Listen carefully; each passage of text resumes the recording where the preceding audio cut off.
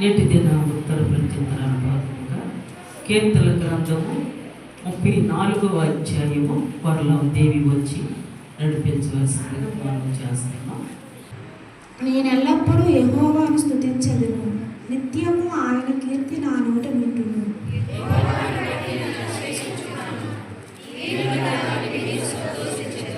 నాతో కూడి యెహోవాను గణపరచుడి, మనము ఏకముగా కూడి ఆయన నామమును గొప్ప చేయుదుము.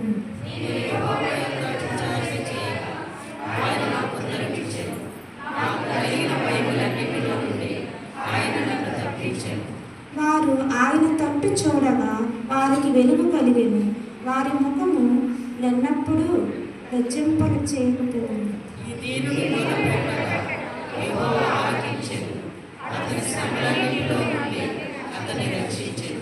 యెహోవా యందు భయభక్తులు గల వారి చుట్టూ ఆయన దూత కావలి ఉండి వారిని రక్షించును.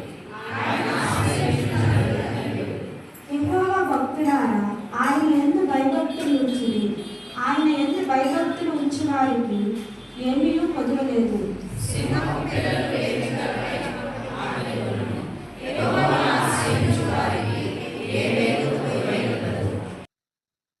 పరిశుద్ధులైన యేసయ్య నామములో మీ అందరికీ వందనాలండి. ప్రియమైన వాళ్ళారా, కొద్ది నిమిషాలు దేవుని యొక్క వాక్యాన్ని శ్రద్ధగా ఆలకిద్దాం. ఎవరు కూడా ఇతరులకు అభ్యంతరకరంగా ఉండొద్దు. ఈరోజు మన వాక్యాంశము లక్ష్యముంచుట, లక్ష్యముంచుట, లక్ష్యము చేయుట. బైబిల్ గ్రంథంలో ఈ మాట చాలాసార్లు ప్రస్తావించబడింది. అందులో కొన్ని వచనాలు మాత్రమే ఈరోజు ధ్యానం చేసుకుందాం. ఏంటి లక్ష్యం ఉంచుట అంటే ఏంటి? మనం ఎవరినైనా పిలిస్తే వారు పలికారు అనుకోండి, వారు మన యందు లక్ష్యము ఉంచారు. మనం మాట్లాడుతున్నప్పుడు మన మాటలు వింటున్నారు అనుకోండి, మన మాటల యందు ఏ ఉంచారు? లక్ష్యం ఉంచారు, లక్ష్యం చేస్తారు. మనం పలకరించామనుకోండి, ప్రైజ్ ది లార్డ్ బ్రదర్ అని, లేకపోతే బాగున్నారా అని మనం పలకరిస్తే, వాళ్ళు తిరిగి మనల్ని పలకరిస్తే మనల్ని వారు ఏం చేస్తారు? లక్ష్యం ఉంచారు. మనుషులు మనం కలిగి ఉన్న వాటిని బట్టి మన యందు లక్ష్యం ఉంచుతారు. అయితే ప్రియమైన వాళ్ళరా, దేవుడు మన యందు లక్ష్యాలట. మన ప్రార్థనని, మనం చేసే స్తుతి ఆరాధనని, మనం కార్చే కన్నీటిని, మనము ఆయన్ని ఆరాధిస్తున్న ఆరాధనని, మనం చేసే పూజని దేవుడు ఏం చేయాలి? లక్ష్యం చేయాలి. బైబిల్ గ్రంథంలో దేవుడు కొంతమంది యొక్క అర్పణ అంగీకరించాడు, కొంతమంది యొక్క అర్పణ అంగీకరించలేదు. కొంతమంది యొక్క ప్రార్థన విన్నాడు, కొంతమంది యొక్క ప్రార్థన వినలేదు. కొంతమంది యొక్క ఆ యొక్క ఆరాధన లక్ష్యం ఉంచాడు, కొంతమంది యొక్క ప్రార్థన చేయలేదు, పట్టించుకోలేదు, లక్ష్యము చేయలేదు. ప్రియమైన వాళ్ళరా, అయితే దేవుడు తన గురించి తాను మాట్లాడుకుంటూ ఉన్నాడు. తన గురించి తాను మాట్లాడుకుంటూ ఉన్నాడు. దేవుడట ఒకరోజు సమూయేలుతో మాట్లాడాడట. సమూయేలు, నువ్వు తైలపు కొమ్మును తీసుకొని యెష్షయి ఇంటికి వెళ్ళు, యెష్షయి కుమారులలో ఒకరిని నేను ఇశ్రాయేలీలకు రాజుగా నియమించబోతున్నాను అని చెప్పాడట. హల్లెలూయా. యెష్షయి ఇంటికి వెళ్ళు. సమూయేలు అంటే చాలా ఉన్నతమైనటువంటి ప్రవక్త. ఎలియాబుని తీసుకొని, పెద్ద కుమారుడు తీసుకొని వచ్చాడట. వస్తే సమూయేలు చాలా సంతోషపడ్డాడట, చాలా సంతోషపడ్డాడు. ఎందుకంటే ఎలియాబు చాలా ఎత్తుగా ఉన్నాడట, వెడల్పుగా ఉన్నాడట, చాలా బలముగా ఉన్నాడట. ఇతడు రాజు అవడానికి సమర్థుడు. ప్రియమైన వాళ్ళరా, ఇక్కడ దేవుడు సమూయేలుతో మాట్లాడుతున్నాడు. ఇక్కడే ఉండాలి, అందరూ బయటికి వెళ్ళకూడదు. మనుషులు ఇక్కడ ఉన్న మనసులు ఎక్కడెక్కడో తిరుగుతూ ఉంటాయి. ప్రియమైన వాళ్ళరా, ఇక్కడ దేవాతి దేవుడు, మహోన్నతుడైన దేవుడు, సృష్టికర్త అయిన దేవుడు ఒక ప్రవక్తతో, సమూయేలుతో మాట్లాడుతున్నాడు. ఏమని మాట్లాడుతున్నాడో తెలుసా? తన గురించి తాను చెప్పుకుంటూ ఉన్నాడు. దేవుడి గురించి ఆయనే చెప్పుకుంటున్నాడు. మనం జాబ్ కోసము ఇంటర్వ్యూకి వెళ్తే ఫస్ట్ క్వశ్చన్ ఏంటో తెలుసా? ఫస్ట్ క్వశ్చన్ వేస్తారు అక్కడ ఉన్న జడ్జెస్, ఇంటర్వ్యూ చేసేవాళ్ళు. Tell me about your self అంటారు. నీ గురించి చెప్పు అంటారు. నీ గురించి చెప్పంటే అక్కడ ఇంటర్వ్యూకి వచ్చిన ఆ యవనస్తుడు లేక యవనస్తురాలు, నేను ఇక్కడ చదివానండి, ఈ ప్రాంతంలో చదివాను, నా దగ్గర ఈ సర్టిఫికెట్లు ఉన్నాయి, నా దగ్గర ఎక్స్పీరియన్స్ ఉంది, ఆ తర్వాత ఇంకా ఈ క్వాలిఫికేషన్ నా దగ్గర ఉంది, ఇవన్నీ కూడా నా డైలీ రొటీన్ ఇలా ఉంటుంది, ఇవన్నీ కూడా మాట్లాడుతాడు. ఆ ఫస్ట్ క్వశ్చన్ నువ్వు కరెక్ట్గా ఆన్సర్ చేస్తే అక్కడే నీ జాబు సెలెక్ట్ అయిపోతావు అనమాట. నీ టాకింగ్ స్కిల్స్, నీ ధైర్యము, తర్వాత నీ తాలూకా తత్వం అంతా ఫస్ట్ క్వశ్చన్లోనే నీ జాబ్ కన్ఫర్మేషన్ అనేది ఉంటుంది. ప్రియమైన వాళ్ళరా, ఇక్కడ తన గురించి తాను దేవుడు తాను ఎలాంటి వాడో చెప్పుకుంటూ ఉన్నాడు. ఎప్పుడూ విన్నారా? దేవుని గురించి దేవుడే చెప్పుకుంటూ ఉన్నాడు. మహోన్నతుడైన దేవుడు ఏమంటున్నాడు? మనుష్యులు లక్ష్యపెట్టి వాటిని యెహోవా పై వస్త్రం చూచి కానీ, నీవు కలిగి ఉన్న బంగళాన్ని చూసి కానీ, నీవు కలిగి ఉన్న అధికారం చూసి కానీ దేవుడు కేర్ చేయడు, లక్ష్య పెట్టడు. నీ హృదయం ఎలాగుంది, నీ అంతరంగం ఎలాగుంది, నువ్వు లోపల ఏమై ఉన్నావో అది చూచి దేవుడు లక్ష్య పెడతాడు. ప్రియమైన వాళ్ళరా, అయితే దేవుడు ఒక మనిషిని లక్ష్య పెట్టడానికి దేవుని స్థానం ఏంటి, మనిషి యొక్క స్థానం ఏంటి? దేవుని స్థానం ఏంటి, నరుడి యొక్క స్థానం ఏంటి? ప్రియమైన వాళ్ళరా, ఒక నక్షత్రముల సమూహాన్ని గ్యాలక్సీ అంటారు. ఏమంటారు? కొన్ని లక్షల నక్షత్రాల సమూహాన్ని, వందలు వేలు కాదు, ఒక లక్షల, మిలియన్, బిలియన్, ట్రిలియన్ నక్షత్రాల సమూహాన్ని గ్యాలక్సీ అంటారు. అలాంటి గ్యాలక్సీలు, కొన్ని లక్షల గ్యాలక్సీలు విశ్వంలో ఉన్నాయట. హల్లెలూయా. కొన్ని లక్షల గ్యాలక్సీలు అంటే లక్షల నక్షత్రాల సమూహాలు విశ్వంలో ఉన్నాయి. ఒక నక్షత్రం ఎన్నో కిలోమీటర్ల దూరంలో ఉంటుంది. అక్కడి నుంచి చూస్తే భూమి అసలు కనిపించదు, చాలా రెట్లు పెద్దది. కొన్ని లక్షల గ్యాలక్సీలు ఉన్నాయి. అందులో ఒక చిన్న గ్యాలక్సీ ఉంది. ఆ గ్యాలక్సీలో 9 ప్లానెట్స్, 9 గ్రహాలు ఉన్నాయి. హల్లెలూయా. 9 గ్రహాల్లో ఏమున్నాయి? చిన్నపిల్లలు చెప్పాలి. మార్స్ అని, జూపిటర్ అని, శాటర్న్ అని, ఉరానస్ అని, నెప్ట్యూన్ అని, ప్లూటో అని, ఇలా ఇంకా ఎర్త్ అని, మూన్ అని, ఇలాగా 9 గ్రహాలు ఉన్నాయి చిన్న గ్యాలక్సీలో. ఈ యొక్క 9 ఒక చిన్న గ్రహం ఉంది. ఆ గ్రహం పేరే భూమి. విన్నారా? చిన్న ప్లానెట్ ఉంది. ఆ ప్లానెట్ పేరే భూమి. హల్లెలూయా.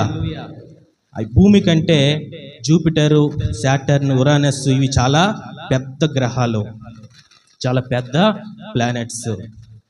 ఈ భూమి చాలా చిన్నది. ఈ భూమిలో దాదాపుగా చాలా జీవరాశులు, రకరకాల జాతుల పక్షులు, రకరకాల జాతుల జంతువులు, చాలా సముద్రాలు. 30% సముద్రం ఉంది, కేవలం 1% భూమి మీద, 1% భూమి ఉంది. లక్షల గ్యాలక్సీల్లో ఒక చిన్న గ్యాలక్సీ, ఆ గ్యాలక్సీలో ఒక చిన్న ప్లానెట్ ఎర్త్, భూమి. ఈ భూమిలో దాదాపుగా 195 ఏమున్నాయి చెప్పాలి, దేశాలు ఉన్నాయి. 195 దేశాలు ఉన్నాయి. ప్రతి దేశంలో కోట్ల మంది మనుషులు జీవిస్తూ ఉన్నారు. ఆ 195 దేశాల్లో మనది ఒక దేశం, భారతదేశం. ఈ భారతదేశంలో దాదాపుగా 28 రాష్ట్రాలు ఉన్నాయి. లేవా? అందులో మన రాష్ట్రం పేరేం పేరు తెలీదా? రోజు కోట బియ్యం తీసుకుంటాం, దాని మీద రాసి ఉంటుంది బంగ్లాదేశ్, ఆంధ్రప్రదేశ్లో కొన్ని జిల్లాలు ఉన్నాయి. ఆ జిల్లాల్లో చాలా మండలాలు ఉన్నాయి. ఆ మండలంలో ఒక గంచ్యాడ మండలము ఉంది. ఆ యొక్క గంచ్యాడ మండలంలో ఒక చిన్న గ్రామం, నరవ గ్రామము ఉంది. ఆ నరవ గ్రామంలో సియోను సంఘం అనే ఒక మందిరము ఉంది. ఆ మందిరంలో ఈరోజు నువ్వు కూర్చొని వాక్యము వింటూ ఉన్నావు. హల్లెలూయా. అంటే దేవుని స్థానాన్ని నువ్వు ఒకసారి ఇమాజిన్ చేసుకో, ఆలోచించుకో. లక్షల కోట్ల నక్షత్రాలు, గ్యాలక్సీలు, అందులో ఒక చిన్న గ్యాలక్సీ, ఒక చిన్న భూమి. ఆ భూమిలో కొన్ని దేశాలు, కోట్ల మంది ప్రజలు. ప్రియమైన వాళ్ళ ఒక్క వాక్యం చదువుదాం చూడండి. దావీదు మహారాజు తాను బ్రతుకున్నప్పుడు ఈ స్టడీ అంతా చేసి ఒక కన్క్లూజన్కి వచ్చాడు. కీర్తనల గ్రంథము 8వ అధ్యాయము 3-4 వచనాలు. నీ చేతి పని అయిన నీ ఆకాశములను, నీవు కలుగు చేసిన చంద్ర నక్షత్రములను నేను చూడగా, నీవు మనుషుని జ్ఞాపకం చేసుకున్నటకు వాడు యాపాటి వాడు, నీవు నరపుత్రుని దర్శించుటకు వాడు యాపాటి వాడు. హల్లెలూయా, హల్లెలూయా. ప్రియమైన వాళ్ళరా, ఈ వాక్యం ప్రిపేర్ అవుతుంటే చాలా ఆశ్చర్యం అనిపించింది. ప్రభువా, నీ గురించి నేను చెప్పడం ఏంటని నాకు చాలా అదొక భయముతో కూడిన ఆశ్చర్యము అనిపించింది. ఏమంటున్నాడండి దావీదు మహారాజు? నీ చేతి పని అయినా నీ ఆకాశములను, నీవు కలుగు చేసిన చంద్ర నక్షత్రములను నేను చూడగా, నువ్వు మనుషుని జ్ఞాపకం చేసుకోవడానికి, నువ్వు నరపుత్రుని దర్శించడానికి, నువ్వు మనిషిని ప్రేమించడానికి, నువ్వు మనిషి యొక్క హృదయం దగ్గరకు వచ్చి తలుపు తట్టడానికి, ఆఫ్టర్ ఆల్ వాడు యాపాటి వాడు, వాడు ఎంతటి వాడు.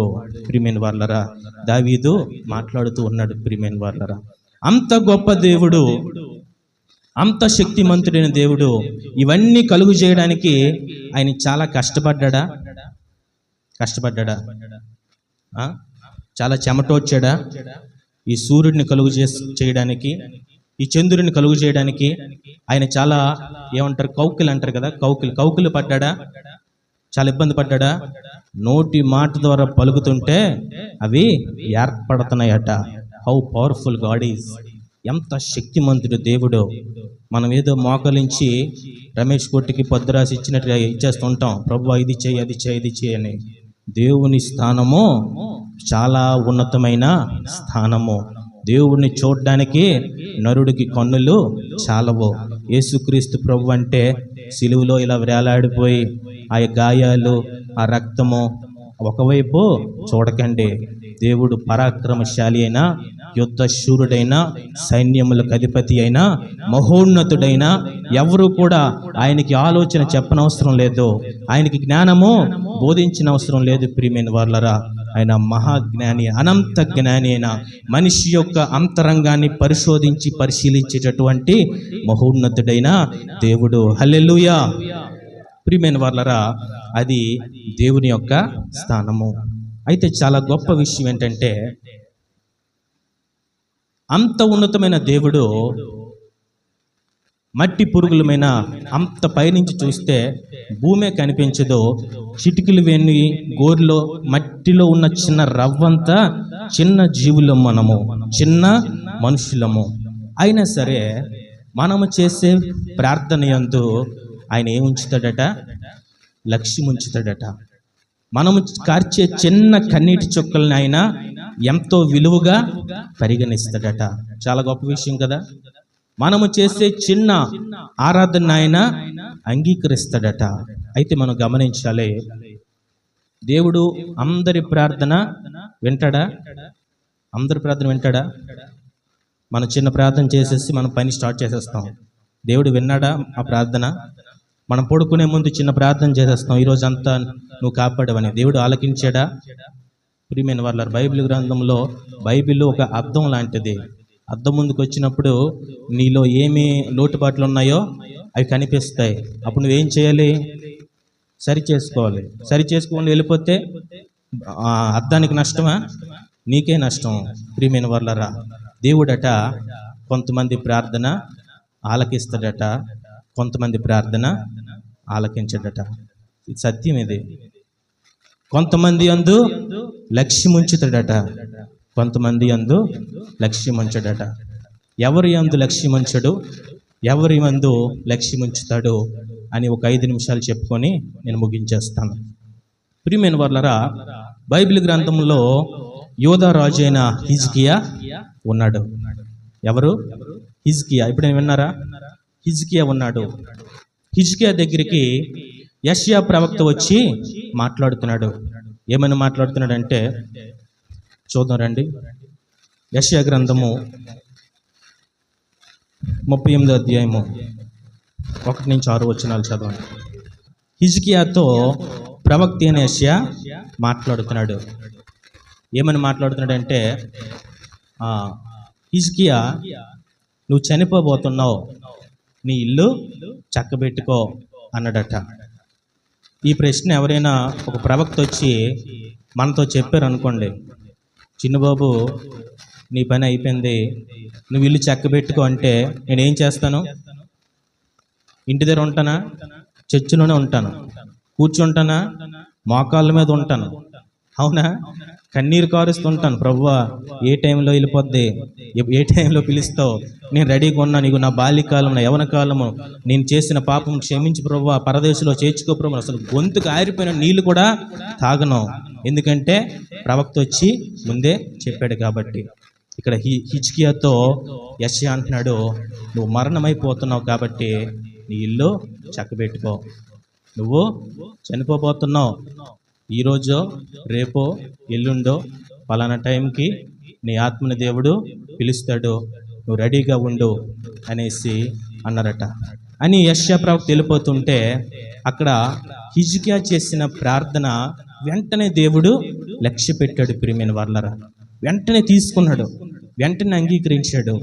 ఏంటి హిజ్కియాలో ఉన్న ఆ ప్రత్యేకత ఏంటి, ఆ స్పెషాలిటీ ఏమిటని ఆలోచన చేస్తే, హిజ్కియా గోడ వైపుకు తిరిగి కన్నీరు విడిచిచ్చు ప్రార్థన చేస్తున్నాడట.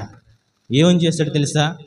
ప్రభువా, ఆ రోజు ఆడు పొట్ట కొట్టాను, ఈరోజు వీడికి అన్యాయం చేశాను, ఆడి భూమి రాసేసుకున్నాను, ఆ పలానా వ్యక్తిని మోసం చేశాను, వాడి మీద అసూయ పడ్డాను, నన్ను క్షమించు ప్రభువా అని చెప్పి ప్రార్థన చేయలేదు. తన జీవితాన్ని దేవునికి జ్ఞాపకం చేస్తూ ఉన్నాడు. హల్లెలూయా. ఎలా జీవించాడు తెలుసా? ఎలా జీవించాడు తెలుసా? తన జీవితం ఎలా జీవించానో దేవునితో మాట్లాడుతున్నాడు హిజ్కియా. యెహోవా యథార్థ హృదయుడినై సత్యముతో నీ సన్నిధిని ఎలా నడుచుకుంటునో కృపతో జ్ఞాపకం చేసుకో. ఏమన్నాడు? యథార్థ హృదయుడినై సత్యముతో నీ సన్నిధిని ఎలా నడుచుకుంటునో. ఇంకొక మాట ఉంటుంది చూడండి అమ్మా, నీ దృష్టికి అనుకూలముగా సమస్తమును నేను ఎలా జరిగించానో ఎలా జ్ఞాపకం చేసుకో అంటే, మంచిగా బ్రతికాడా లేదా, యథార్థంగా ఉన్నాడా లేదా, సత్యంగా ఉన్నాడా లేదా, ప్రార్థనాపరుడుగా ఉన్నాడా లేదా. హల్లెలూయా. దేవునిలో తేడా ఉండదు ప్రియమైన వారలారా. దేవుడు మనిషి కాదు, మాట మార్చడానికి ఇక్కడ ఒక మాట అక్కడ ఒక మాట, పొలలు పెట్టేయడం, గొడవలు పెట్టేయడం. దేవుడు మానవుడు కాదు. నీవు కొలిచే కొలత చొప్పున నీకు ఏం చేయబడుతుంది, కొలవబడుతుంది. నువ్వు ఏం విత్తితే అదే కోస్తావు. దేవునిలో తేడా ఏషమంతైనా సరే ఉండదు. దేవుడు వెంటనే లక్ష్యం ఉంచాడు ప్రియమైన వారలారా. యెహోవా యథార్థ హృదయుడినై సత్యముతో నీ సన్నిధిలో ఎలా నడుచుకుంటేనో జ్ఞాపకం చేసుకో. హల్లెలూయా. వెంటనే దేవుడు యెషయాతో మాట్లాడుతున్నాడు. యెషయా, నువ్వు తిరిగి వెళ్ళు, నా కుమారుడైన హిజ్కియా పశ్చాత్తాపడత. నిజమే, అతను యథార్థవంతుడే, నిజమైన సత్యవంతుడే, నా యందు భయభక్తులు కలిగినటువంటి వాడే, నా మార్గంలో ప్రయాణించిన వాడే. నేను 15 సంవత్సరముల ఆయుష్ను మరలా నేను ఆయనకి ఇస్తూ ఉన్నాను. హల్లెలూయా. ఎందుకు కన్నీరు కార్చాడో తెలుసా? చనిపోవడం క్రైస్తవుడికి చాలా ఇష్టం.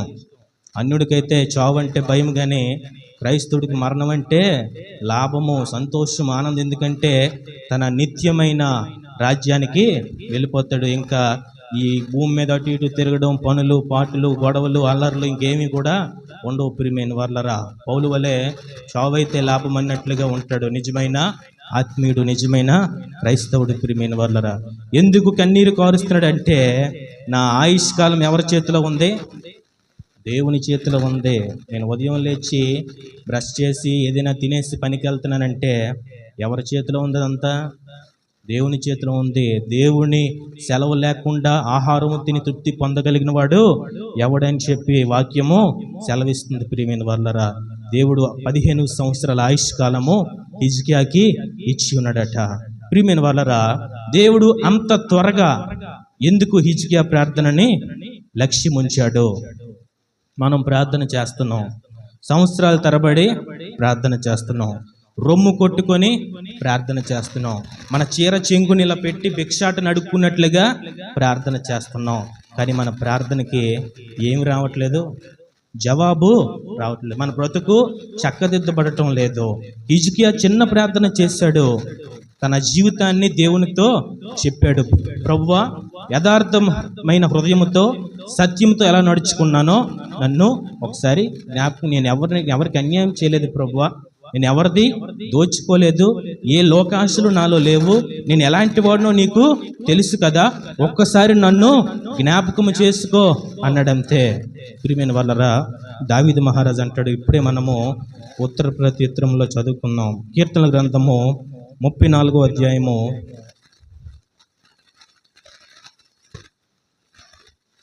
6వ వచనం చదవండి. చాలండి. ఇక్కడ దావీదు మహారాజు ఏమంటున్నాడు? ఈ దీనుడు మొరపెట్టగా యెహోవా ఆలకించును. అదే అధ్యాయంలో 17వ వచనం చూడండి, అక్కడ మాట మార్చాడు.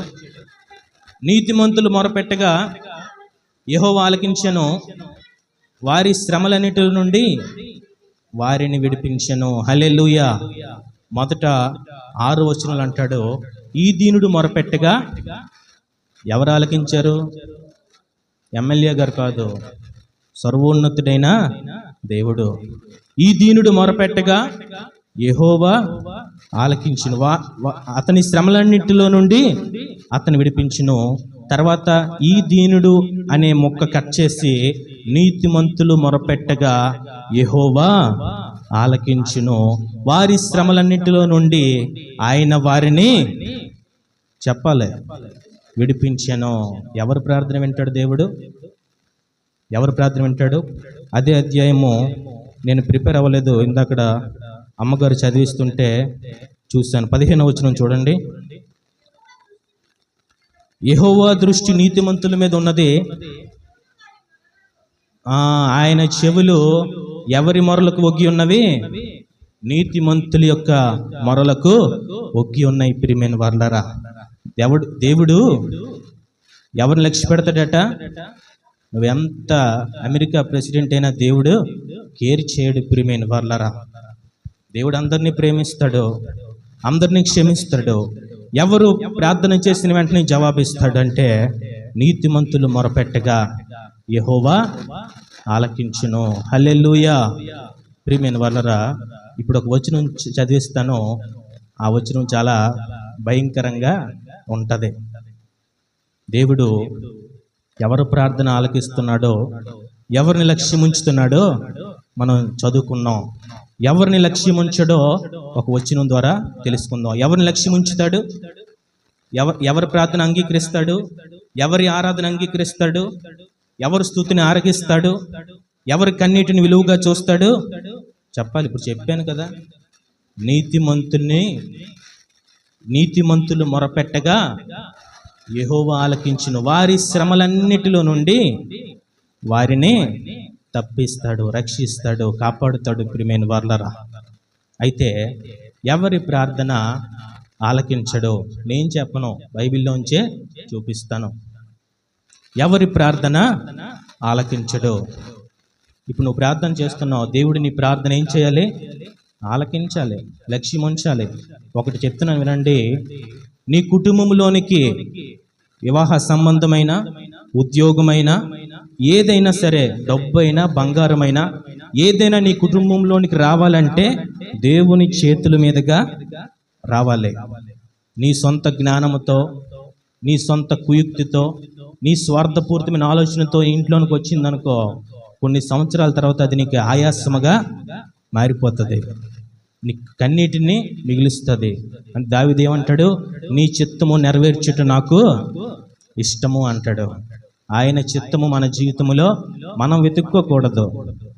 మనం వెతుక్కుంటే మనకి దొరికేది కాదు. ఆయన ద్వారా మనకి అనుగ్రహింపబడాలి. హల్లెలూయా. అనుగ్రహం. అన్యులు, విగ్రహారాధికులు అనుగ్రహం అనే మాటకి చాలా విలువ ఇస్తారు. అనుగ్రహం ఉండాలండి, ఆయన ఇవ్వాలండి అని అంటూ ఉంటారు. ప్రియమైన, దేవుని చేతుల మీదుగా నీకు రావాలి. అది మాత్రమే నీకు ఆనందాన్ని ఇస్తుంది, ఆరోగ్యాన్ని ఇస్తుంది, నీ పిల్లల మీదకి ఆశీర్వాదాన్ని తీసుకొని వస్తుంది. ప్రియమైన వాళ్ళరా, ఇక్కడ నీతిమంతులు మొరపెట్టగా దేవుడు ఆలకిస్తాడు. నీతిమంతుల యొక్క మొర ఆలకిస్తాడు. ఎవరి ప్రార్థనని ఆయన అంగీకరించడు, ఎవరి ప్రార్థనని ఆయన లక్ష్యం చేయడు, ఎవరి కానుకని, ఎవరి అర్పణని ఆయన అంగీకరించడు అని ఆలోచన చేస్తే దావీదు మహారాజు మాట్లాడుతూ ఉన్నాడు. కీర్తనల గ్రంథము చాలా జాగ్రత్తగా వినాలి. మనందరము దేవుడిని నమ్ముకొని అనేక సంవత్సరాలు అవుతుంది. యేసుక్రీస్తు ప్రభువారి గురించి మనం తెలుసుకోవాలి. కీర్తనల గ్రంథము 66వ అధ్యాయము 16 నుంచి 20 వచనాలు చదవండి. ఇక్కడ దావీదు తన ఆత్మీయ అనుభవంలో నుంచి మాట్లాడుతున్నాడు. ఏమంటున్నాడంటే 18వ వచనం ఒకసారి చదవండి. నా హృదయములో నేను పాపమును లక్ష్యము చేసిన ఎడల ప్రభువు నా మనవి వినకపోవును.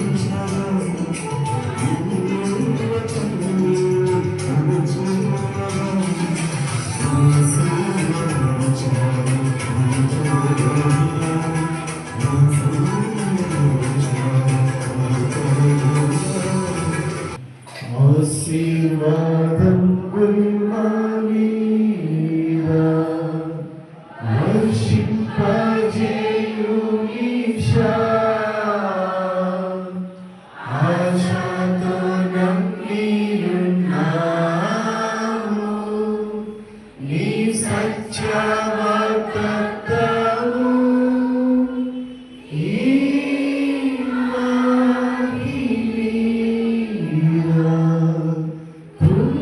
కుమ్మరించుము దేవా క్రమర ప్రేమ వర్షంబుల్ కుమ్మరించుము దేవా ఓ దేవా పంపించవయ్యా నీ దీవెనదారలా నా దాహమెల్లను బాపు మాధుర్యమౌ వర్షము ఈ మహిమీరా కుమ్మరించుము దేవా కమ్మర ప్రేమ వర్షంబు కుమ్మరించుము దేవా. పరలోకమందున మా తండ్రి, నీ నామము పరిశుద్ధపరచబడుగాక, నీ రాజ్యము మాకు వచ్చుగాక, నీ చిత్తము పరలోకమందు నెరవేరినట్లు భూమి యందు నెరవేరుగాక. మనకు ఆహారములను మనకు దయచేయము, మరణస్థులను క్షమించిన ప్రకారము మనకులను మీరు క్షమించము, మమ్మల్ని శోధనలకు తేక దృష్టి నుంచి తప్పించము. ఎందుకంటే రాజ్యము బలము మహిమ నిరంతరము నీవై ఉన్నావు తండ్రి. ఆమేన్. యెహోవా మిమ్మల్ని ఆశీర్వదించి మిమ్మల్ని కాపాడును గాక. యేసుక్రీస్తు ప్రభువు తన సన్నిధిని మీద ప్రకాశింపజేసి మిమ్మల్ని కరుణించును గాక. పరిశుద్ధాత్మ దేవుడు తన సన్నిధిని మీద ఉదయింపజేసి మీకు సమాధానము కలుగజేయును గాక. ఆమేన్. ఆమేన్.